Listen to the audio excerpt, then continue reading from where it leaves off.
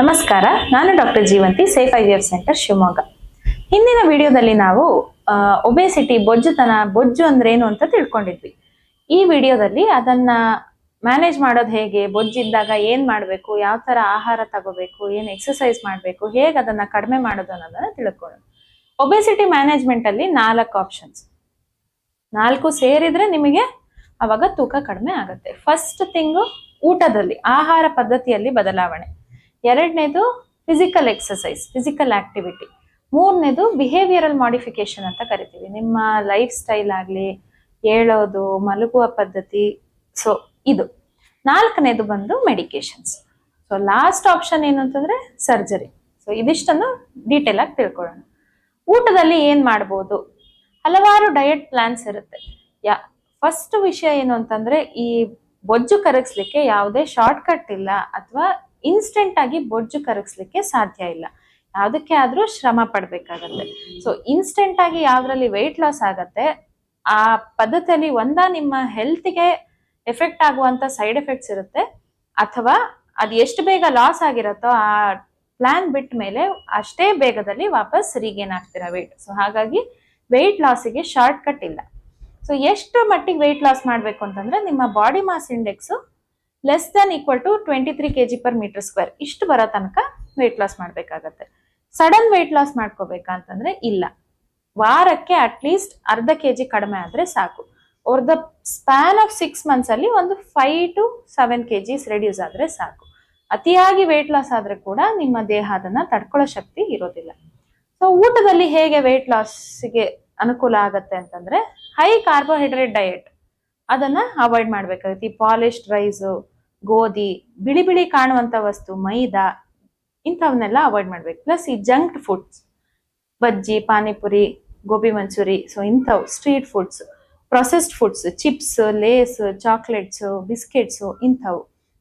So ಇಂಥದನ್ನೆಲ್ಲ avoid ಮಾಡ್ಬೇಕು. High salt intake ಕೂಡ ಒಳ್ಳೇದಲ್ಲ. ನಿಮ್ಮ ಊಟದಲ್ಲಿ ಉಪ್ಪಿನ ಅಂಶ ಕಡಿಮೆ ಇರಬೇಕು.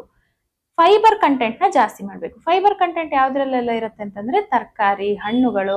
ಸೊ ಇದ್ರಲ್ಲೆಲ್ಲ ಫೈಬರ್ ಕಂಟೆಂಟ್ ಜಾಸ್ತಿ ಇರುತ್ತೆ. ಸೊ ಇದನ್ನ ಹೈ ಫೈಬರ್ ಡಯಟ್ ಅಂತ ಕರಿತೀವಿ. ಅಟ್ಲೀಸ್ಟ್ ನಿಮ್ಮ ಡಯಟ್ ನಲ್ಲಿ 20 ರಿಂದ 30 ಗ್ರಾಮ್ನಷ್ಟು ಫೈಬರ್ ಇರಬೇಕು. ಹೈ ಪ್ರೋಟೀನ್ ಡಯಟ್, ಈಗ ಕಾರ್ಬೋಹೈಡ್ರೇಟ್ಸ್ ಅಂತ ಹೇಳಿದೆ, ಅದು ಎಲ್ಲ ಈ ಧಾನ್ಯಗಳಲ್ಲಿರುತ್ತೆ. ಸೊ ಲೋ ಕಾರ್ಬೋಹೈಡ್ರೇಟ್ ಡಯಟ್ ಅಂತಂದ್ರೆ ಸಿರಿಧಾನ್ಯಗಳು ಅಂತ ಕೇಳಿರ್ತೀರ, ಮಿಲೆಟ್ಸ್ ಅಂತ ಹೇಳ್ತೀವಿ. ಸೊ ಅದರಲ್ಲಿ ನಿಮ್ಮ ಹಸಿವನ್ನು ಕೂಡ ನೀಗಿಸುತ್ತೆ, ಆರೋಗ್ಯಕ್ಕೂ ಒಳ್ಳೇದಾಗತ್ತೆ, ಪ್ಲಸ್ ನಿಮ್ಮ ತೂಕ ಕಡಿಮೆ ಆಗ್ಲಿಕ್ಕೂ ಕೂಡ ಹೆಲ್ಪ್ ಮಾಡುತ್ತೆ. ಹೈ ಪ್ರೋಟೀನ್ ಡಯಟ್ ಅಂತ ಅಂದ್ರೆ, ಈಗ ಕಾಳುಗಳು, ಮೊಳಕೆ ಕಟ್ಟಿದ ಕಾಳು, ಮೊಟ್ಟೆ, ಇದನ್ನೆಲ್ಲ ಜಾಸ್ತಿ ಮಾಡ್ಬೇಕು. ಆದಷ್ಟು ಪ್ಲಾಂಟ್ ಬೇಸ್ಡ್ ಮೀಲ್ ತಗೊಂಡ್ರೆ ನಿಮಗೆ ತೂಕ ಇಳಿಸ್ಲಿಕ್ಕೆ ಹೆಲ್ಪ್ ಆಗತ್ತೆ.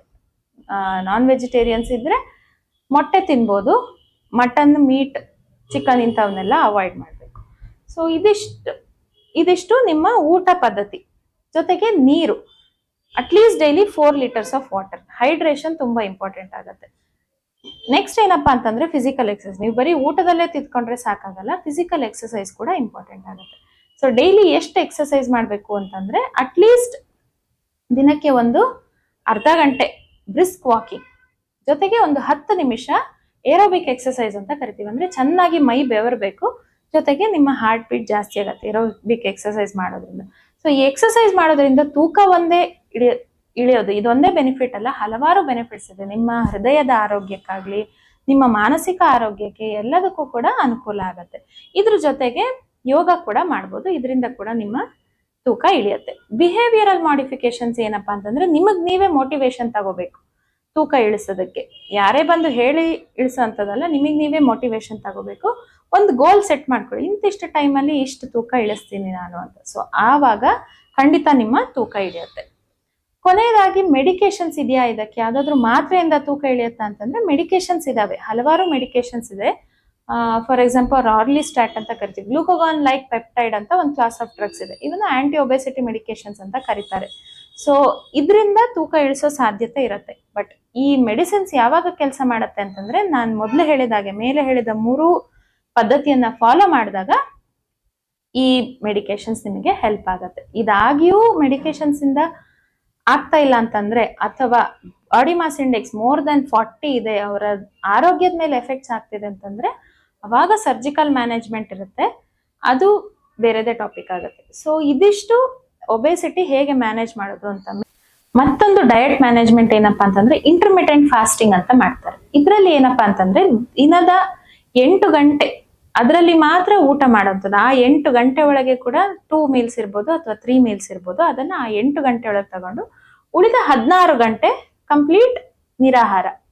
ಹೆಚ್ಚಂತಂದ್ರೆ ನೀರ್ ಕುಡಿತಾರೆ, ಇಲ್ಲ ವೆಜಿಟೇಬಲ್ಸ್ ತಿನ್ಬೋದು, ಇಲ್ಲ ಅಂತಂದ್ರೆ ಕಂಪ್ಲೀಟ್ ನಿರಾಹಾರ, just water based diet. So ಇದನ್ನ ಇಂಟರ್ಮಿಟೆಂಟ್ ಫಾಸ್ಟಿಂಗ್ ಅಂತ ಕರಿತೀವಿ. ಇದು ಕೂಡ ವೆಯ್ಟ್ ಲಾಸಿಗೆ ಹೆಲ್ಪ್ ಆಗುತ್ತೆ.